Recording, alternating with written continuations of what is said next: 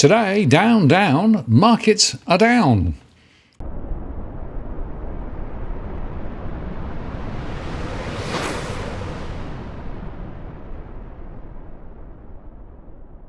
Hello again, it's Martin North from Digital Finance Analytics, where the latest posts covering finance and prop news with a distinctively Australian flavour. Well, Wall Street ended sharply lower on Tuesday, with the NASDAQ closing at its lowest since December 2020, as investors worried about slowing global growth and a more aggressive Federal Reserve. Plus, China's COVID-19-led lockdown and an aggressive pivot by the major central banks to fight inflation have overshadowed what had been a better than expected quarterly earnings season so far.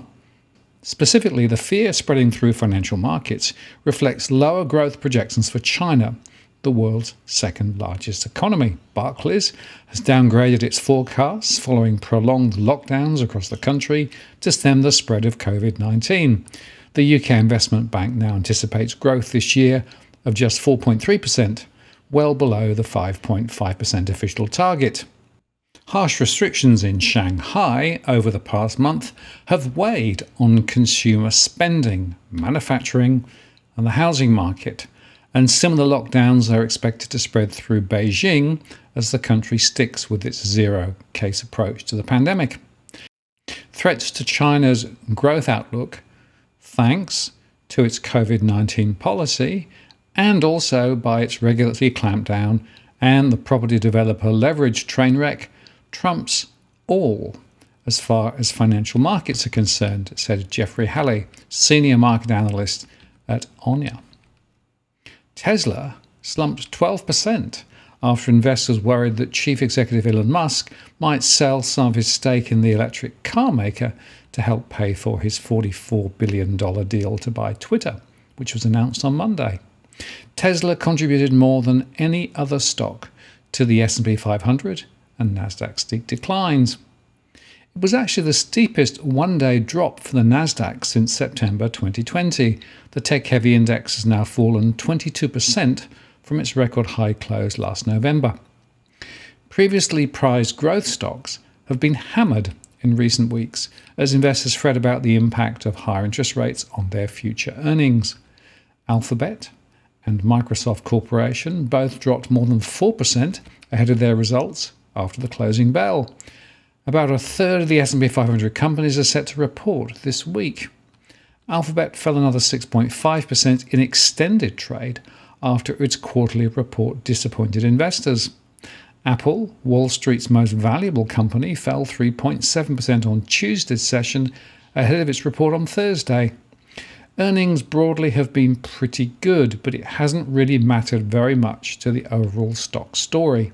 It's mainly about the Fed and other central banks, and now China and COVID, said Ross Mayfield, an investment strategist at Baird. I think with where the market is right now, this is indiscriminate selling and fear phase. I think you've got more potential for downside risk than you have for an upside surprise, Mayfield said. The S&P 500 Consumer Discretionary Index lost 4.99% and was among the worst of the 11 sectors indices, pulled lower by Tesla and also by a 4.6% decline in Amazon. The S&P 500 Energy Index was the only sector to rise, ending up 0.05% as oil prices rebounded following reports that Russian gas supplies to Poland will be halted on Wednesday. That's a development viewed as an escalation of tensions between Russia and the West over Ukraine. We'll come back to that later on. The Dow Jones Industrial Average fell 2.38% to 33,240, while the S&P 500 lost 2.81% to 4,175, and the NASDAQ dropped 3.95% to 12,490. Of the 134 companies in the S&P 500 that reported earnings so far, 80.6% topped analyst profit expectations. In the typical quarter, 66% beat estimates.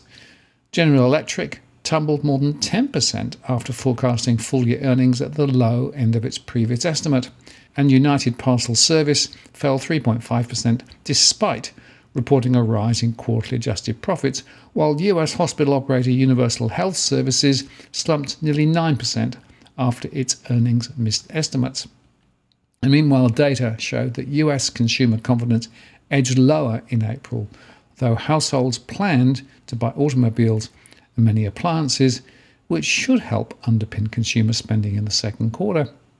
Volumes on the US exchange was 12.3 billion shares, compared with the 12.6 billion average over the last 20 trading days. And runaway inflation is not only making life tougher on consumers paying high prices for virtually everything nowadays, but it is also making stocks less attractive. In normal times, stocks can be an attractive investment as inflation rises. Companies receive higher profits for their goods, boosting profit margins, and price-to-earnings multiples historically have fallen, making stocks a good place for bargain hunters. But in the current case, even with rising interest rates and inflation running at its highest pace in more than 40 years, multiples have moved little. The S&P 500 is still trading around 19 times forward earnings, making stocks look relatively expensive.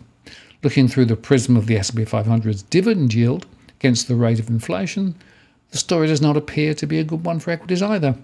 The implication is that adjusted for inflation, the earnings yields on stocks have never been lower. Lisa Shallett, Morgan Stanley's Chief Investment Officer of Wealth Management, said in a note on Monday, "This situation has contributed to the collapse in the equity risk premium." The S&P 500's dividend yield, or the amount it pays out per share versus its price, is parked at around 1.4%, and with core inflation running at 6.5% and the headline number at 8.5% in the US, that puts the dividend yield into deeply negative territory. Yardeni Research computes the current real earnings yield of 6.63%, a depth not seen since the early 1980s.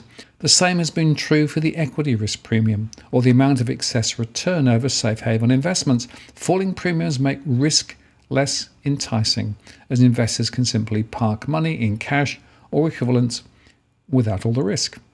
The equity risk premium is largely theoretical, but Morgan Stanley calculates it now to be around 220 basis points, or 2.2 percentage points, which is well below the long-run average of 350 basis points.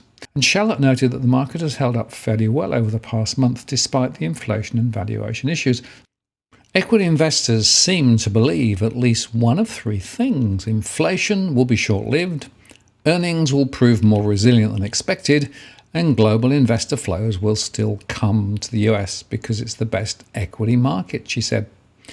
Morgan Stanley, though, sees these assumptions as magical thinking.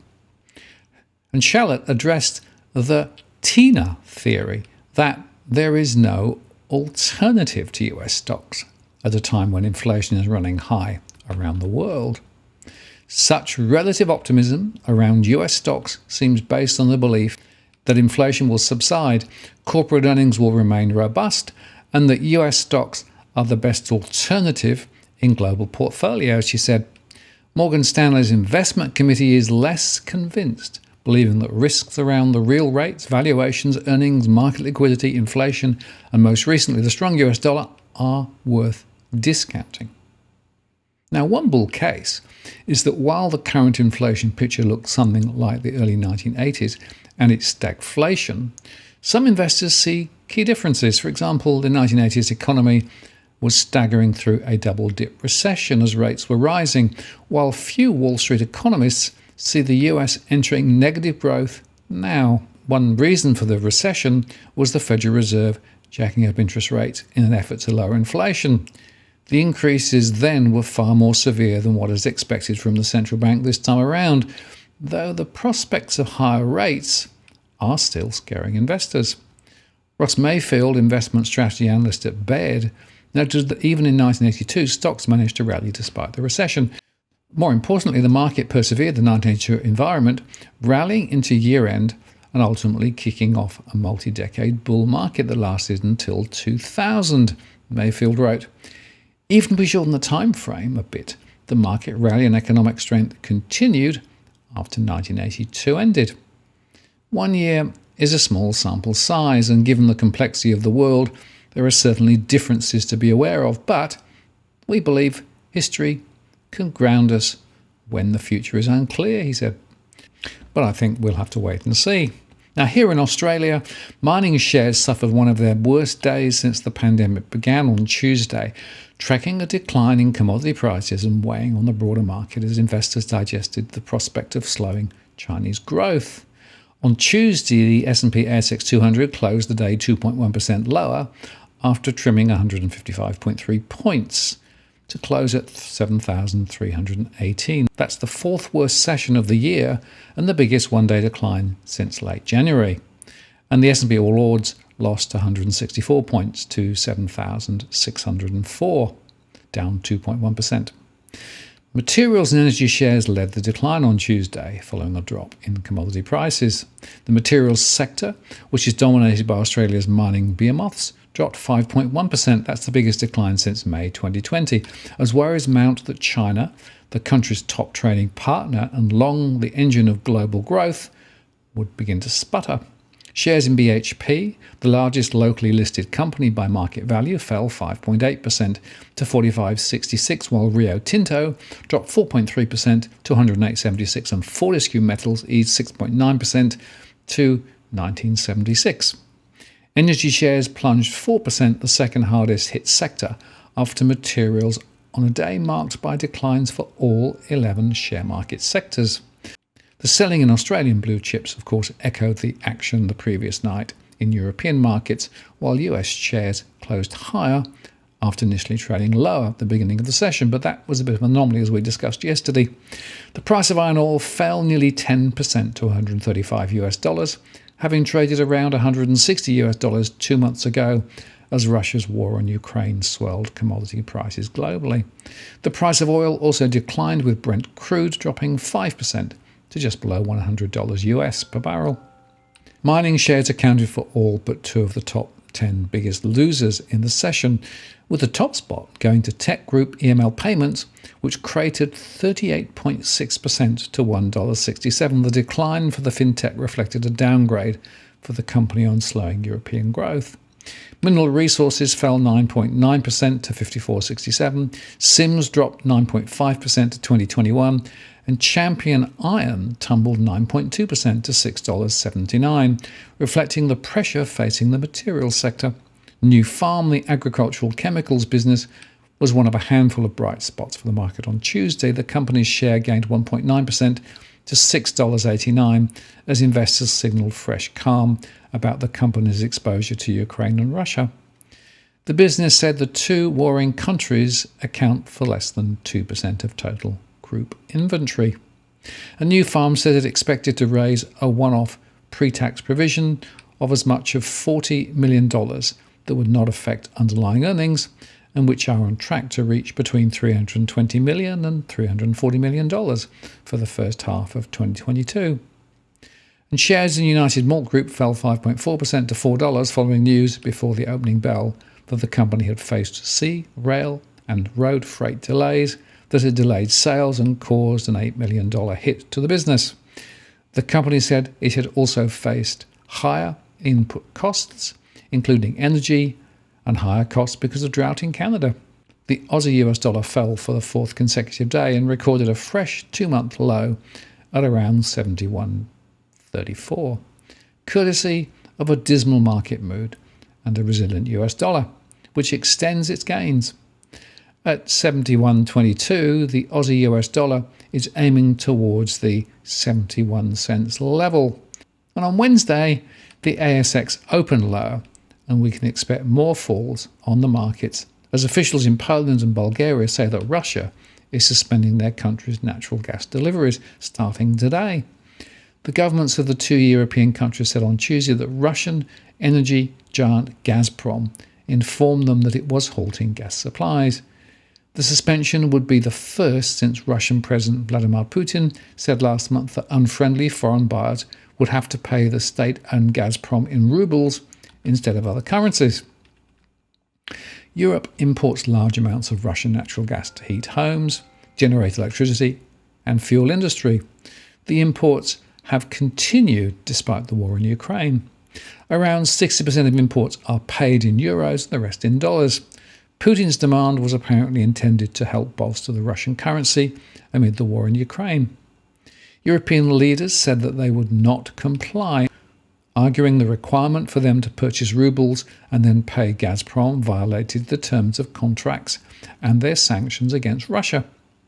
The Russian proposal for a two-step payment procedure is in violation with the current contract and bears considerable risks for Bulgaria, including to make payments without receiving any gas deliveries from Russia, the Bulgarian government said. Bulgaria said it was working with state gas companies to find alternative sources to replace the supplies it gets from Russia via the Turk Stream pipeline. The government said no restrictions on domestic gas consumption will be imposed for now, even though the Balkan country of 6.5 million meets over 90% of its gas needs with Russian imports. Poland's state gas company PGNiG said it was notified by Gazprom that deliveries through the Yamal-Europe pipeline would stop on Wednesday. Poland not only has refused to pay for natural gas in rubles, but the country has been a strong supporter of neighbouring Ukraine during the Russian invasion. It was a transit point for weapons the United States and other Western nations have provided Ukraine. The Polish government confirmed this week that it is sending tanks to Ukraine's army, and on Tuesday it announced a sanctions list targeting 50 Russian oligarchs and companies including Gazprom. The Yamal pipeline carries natural gas from Russia to Poland and Germany through Belarus, and Poland has been receiving some 9 billion cubic metres of Russian gas annually.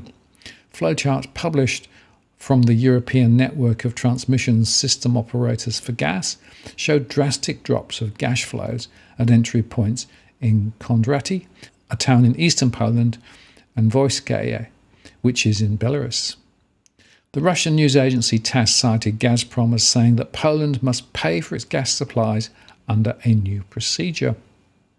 Poland appeared to be the European customer to have its gas shipments halted by Russia, and Polish Climate Minister Anna Moskwa stressed that Poland was prepared for such a situation after working for years to reduce its reliance on Russian energy sources, and she said the country had been effectively independent when it comes to Russian gas for some time.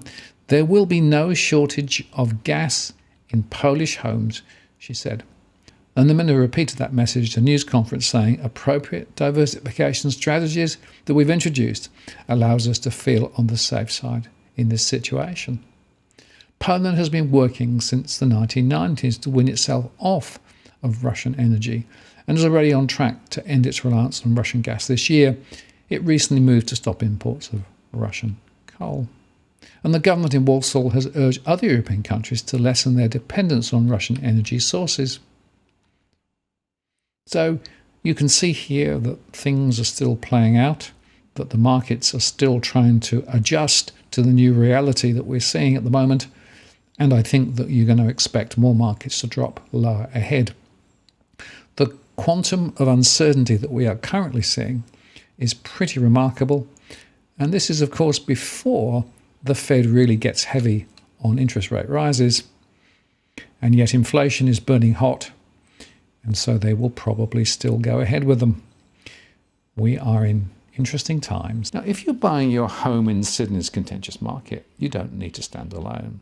This is the time you need to have Edwin Almeida from Ribbon Property Consultants standing alongside you. Buying a property is both challenging and adversarial. The vendor has a professional on their side. Emotions run high, price discovery and price transparency are hard to find, and then there's the wasted time and financial investments that you make. Edwin understands your needs, so why not engage a licensed professional to stand alongside you? With RPC, you know you have experience, knowledge, and master negotiators looking after your best interests. So shoot Ribbon an email at info@ribbonproperty.com.au, and if you use the promo code DFAWTW/Martin, you can get a 10% discount offer. This is Martin North from Digital Finance Analytics. Many thanks for watching, and I'll see you again next time.